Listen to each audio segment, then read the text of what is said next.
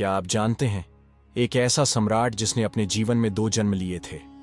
पहला जन्म जब वह तलवार से पूरे भारत को जीतने निकला और दूसरा जन्म जब उसने खुद को जीता। यह कहानी है सम्राट अशोक की। वह योद्धा जिसने सिर्फ लड़ाइयां ही नहीं जीती बल्कि इतिहास के पन्नों पर एक नई इबारत लिख दी। यह कहानी उस समय की है जब मौर्य वंश का राज्य अपने चरम पर था। सम्राट बिंदुसार का राज था और उनका एक पुत्र था, सम्राट अशोक। लेकिन सम्राट अशोक के लिए यह दुनिया आसान नहीं थी। उसके अपने भाई राजकुमार सुसिम उसे पसंद नहीं करते थे। सत्ता की भूख इतनी थी कि वे किसी भी कीमत पर सम्राट अशोक को रास्ते से हटाना चाहते थे। सम्राट अशोक बचपन से ही अलग था। उसकी आंखों में एक अलग चमक थी। उसकी तलवार बिजली की तरह चलती थी। जब वह युद्ध के मैदान में उतरता तो दुश्मन कांप उठते। सम्राट बिंदुसार भी समझ गए थे कि यह लड़का असाधारण है, लेकिन सत्ता की राजनीति में सब कुछ आसान नहीं होता। बिंदुसार की मृत्यु के बाद मौर्य साम्राज्य में सत्ता की लड़ाई शुरू हो गई।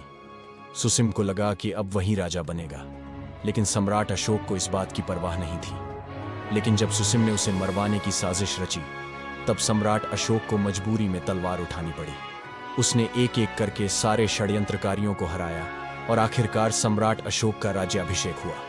अब सम्राट अशोक की ताकत पूरे भारत में फैल चुकी थी। उसकी तलवार की धार इतनी तेज थी कि कोई भी दुश्मन उसके सामने टिक नहीं सकता था। लेकिन असली कहानी तो अब शुरू होती है। सम्राट अशोक ने कई युद्ध लड़े, लेकिन सबसे भयंकर था कलिंग का युद्ध। यह वो युद्ध था जिसने सम्राट अशोक के जीवन को हमेशा के लिए बदल दिया। युद्ध के बाद जब उसने मैदान में चारों ओर देखा, खून से लथपथ सैनिक, रोते हुए बच्चे, विधवाओं की चीखें, यह देखकर उसका हृदय पिघल गया।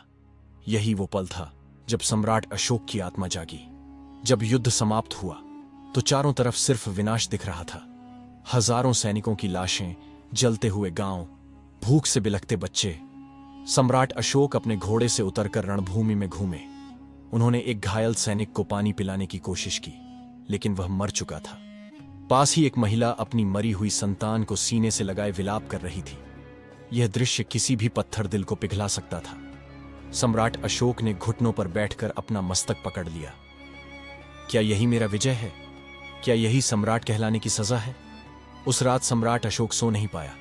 उसने सोचा, क्या यही है असली जीत? क्या मैं सच में विजेता हूं? और तभी उसकी मुलाकात हुई गुरु उपगुप्त से। उन्होंने कहा, सम्राट, सच्ची विजय बाहरी युद्ध में नहीं बल्कि अपने भीतर के अंधकार को हराने में है। यही वो क्षण था जब सम्राट अशोक ने तलवार रख दी और बुद्ध का मार्ग अपना लिया। इसके बाद सम्राट अशोक ने पूरी दुनिया में शांति और अहिंसा का संदेश फैलाया। उसने बौद्ध धर्म को अपनाया और अपना पूरा जीवन प्रजा की सेवा में समर्पित कर दिया। उसने ऐसे स्तंभ बनवाए जिन पर आज भी उनके विचार अंकित हैं। उन्होंने हजारों बौद्ध मठों का निर्माण कराया, विद्वानों को संरक्षण दिया और पूरी दुनिया में बौद्ध धर्म के संदेशवाहकों को भेजा। सम्राट अशोक के जीवन का अंतिम चरण भी बेहद रोचक था। सत्ता से विरक्त होने के बाद उन्होंने अपना शेष जीवन बौद्ध धर्म के प्रचार प्रसार में लगा दिया। उन्होंने अपना अंतिम समय कलिंग में ही बिताया, जहां एक समय उन्होंने भयंकर युद्ध किया था।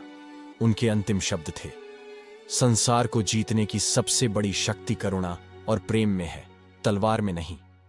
सम्राट अशोक की कहानी हमें यह सिखाती है कि असली ताकत तलवार में नहीं बल्कि मन की शांति में है। अगर एक युद्ध प्रिय राजा बदल सकता है तो हम भी अपने जीवन में बदलाव ला सकते हैं।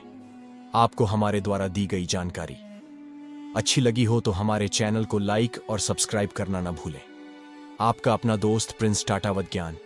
फिर मिलते हैं एक और धमाकेदार मोटिवेशनल वीडियो के साथ।